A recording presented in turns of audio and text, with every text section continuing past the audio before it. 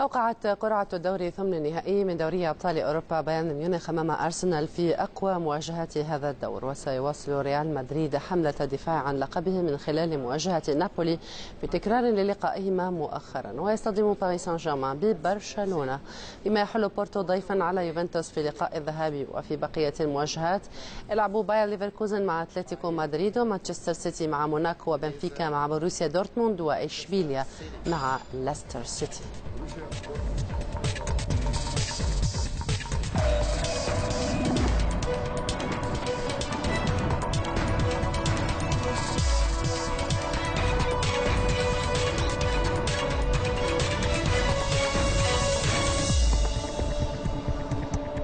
هذا وقال المدير الرياضي لباريس سان جيرمان باتريك كليفرت إنه مهما كان المنافس الذي سيواجهه فريقه حتى لو كان برشلونة فإنهم مطالبون بالتحضير جيدا لبلوغ الدور المقبل.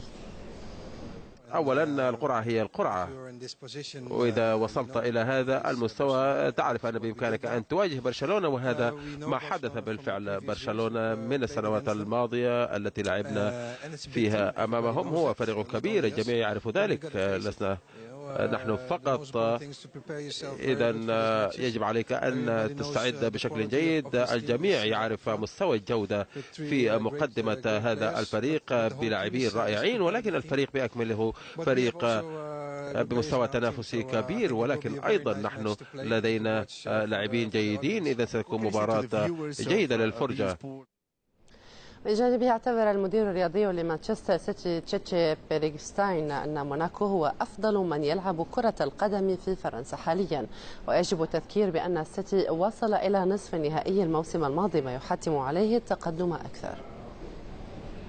بكل تأكيد من الصعب جدا القول يمكن القرعة أن تكون سهلة أم صعبة، ولكن أمام موناكو الذي يلعب جيدا في الدوري الفرنسي، لديه مجموعة من اللاعبين الموهوبين، ربما هو من أفضل الفرق الذي يلعب أفضل كرة قدم في فرنسا في وقتنا الحاضر. ستكون الأمور صعبة بكل تأكيد، ولكننا سعداء أن نكون في هذا المستوى وهذه المرحلة. وأيضا يجب أن نتذكر أننا قد وصلنا إلى نصف النهائي في الموسم الماضي، ونريد أن نتقدم أكثر.